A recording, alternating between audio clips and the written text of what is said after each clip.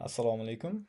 JavaScript intervyu playlistimizning yangi darsiga xush kelibsiz. Bugungi videoda JavaScript bo'yicha intervyularda eng ko'p beriladigan savollardan birini ko'rib chiqamiz. Savolimiz: JavaScriptda primitiv va reference data type o'rtasida farq nima? Keling, bu savolga nafaqat nazariy, balki kod orqali ham javob topamiz. Demak, JavaScriptda ma'lumot turlari ikki asosiy guruhga bo'linadi: primitive data type'lar va reference data type'larga.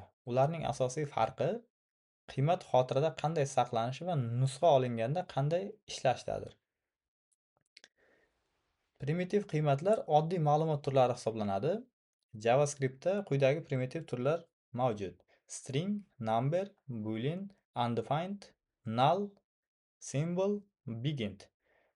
Primitiv qiymatlar value orqali saqlanadi, ya'ni o'zgaruvchiga qiymatning o'zi beriladi. Endi bu joyda reference data type'lar, referens qiymatlar esa murakkab ma'lumot turlari hisoblanadi. Bularga obyektlar, arraylar, functionlar kiradi. Reference type qiymatning o'zini emas, balki xotiradagi manzilga referens saqlaydi. Shuning uchun ularda nusxa olish boshqacha ishlaydi. Demak, primitive type'ni kod orqali yaxshiroq tushunishga harakat qilamiz. Demak, yozamiz: let first number bizda 10. Endi let deymiz, second number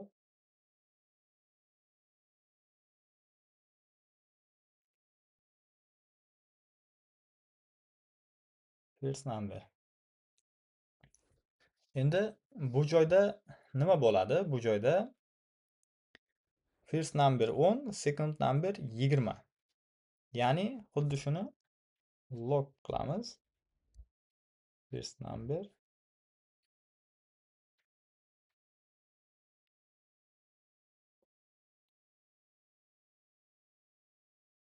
second number. Bu joyda ikkalasi 10 chiqadi birinchi. Bizda hozir 10 va 20 chiqish uchun hozir o'zgartirish kiritamiz. Mana buni tagidan second numberni 20 deb qo'yamiz. Bizda 10 va 20 chiqyapti. Bu yerda nima bo'lyapti? Bu yerda first number, ya'ni first number ichida 10 qiymati saqlanyapti. Keyin bizda bu yerda qiymat nusxalanyapti. Ya'ni bu ikkalasi birinchi chiqqan vaqtda nusxalanib, first numberga nusxalanib, mana bu qiymat. Ikkalasi ham 10 chiqyapti. Keyin biz second numberda 20 ga qiymatini 20 berib tenglashtirib qo'ysak, first number 10, second number 20 chiqyapti. Chunki ular alohida qiymatlar hisoblanadi. Endi obyekt misolida ko'rib chiqamiz. Buni komment qilib qo'yamiz. Demak, obyekt misolida birinchi user nomli yaratib olamiz. Demak, Ali.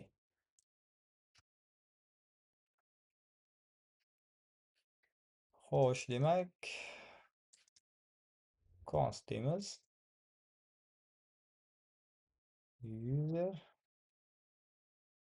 User log qilamiz userni.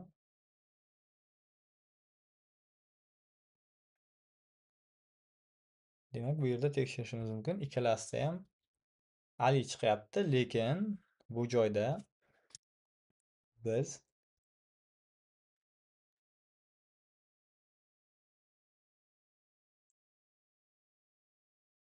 name qilamiz va bunga vali deymiz.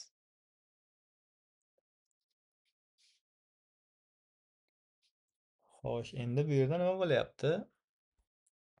Name'iga vali beryapmiz.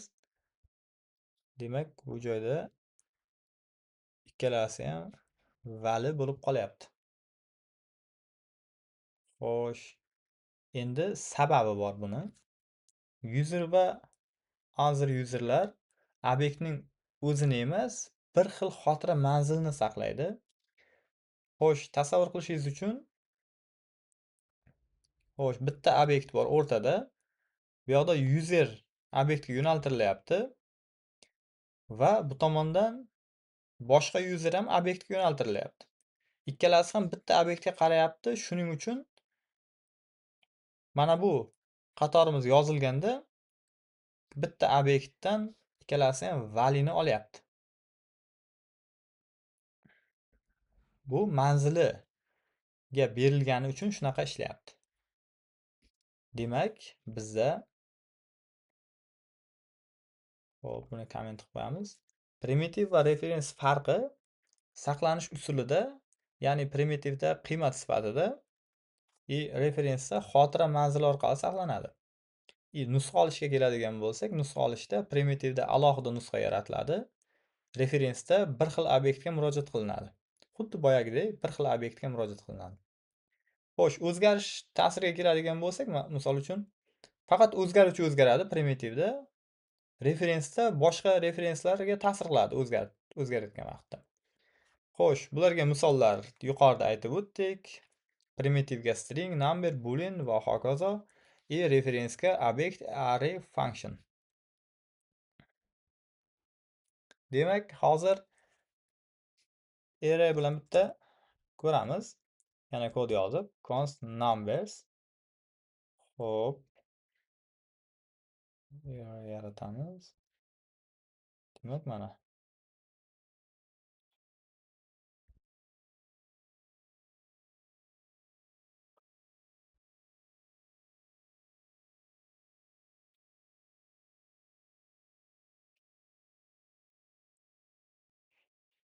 endi log qilamiz, ya'ni numbersni chiqarib olamiz. Endi bu yerga new numbers. Endi 1 2 3 bu hammasi ikkalasi ham bir xil chiqyapti. Endi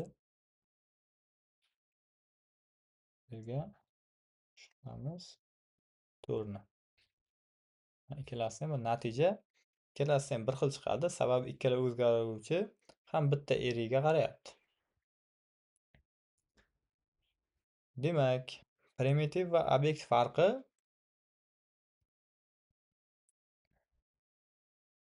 ko'rib chiqdik. Keyingi ko'radigan narsamiz bu joyda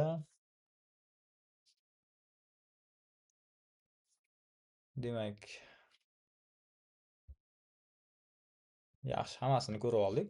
Bizga kerakli bo'lgan. Endi intervyuda qisqacha javob bo'ladigan bo'lsa, ya'ni professional javob berishni xohlasangiz, primitiv va reference data type o'rtasida farq nima degan savolga siz JavaScriptda data type ikki guruhga bo'linadi: primitive va reference type. Primitive type qiymatni to'g'ridan to'g'ri saqlaydi va nusxa olinganda yangi mustaqil qiymat yaratadi. Reference type esa xotiradagi obyekt yoki ma'lumotni manzilini saqlaydi. Shu sababli reference type nusxalanganda ikkala o'zgaruvchi ham bitta ma'lumotga murojaat qiladi. Primitive type'ga string, number, boolean kabi turlar kiradi. Reference type'ga esa obyekt, array va function kiradi. Demak, videomizni yakunlasak bo'ladi. Biz hozir imkon boricha ko'rib chiqdik bu savolga javobni. Kanalga obuna bo'ling, like bosing, kommentariyada bizni qo'llab-quvvatlang. Sog' va salomat bo'ling. Rahmat.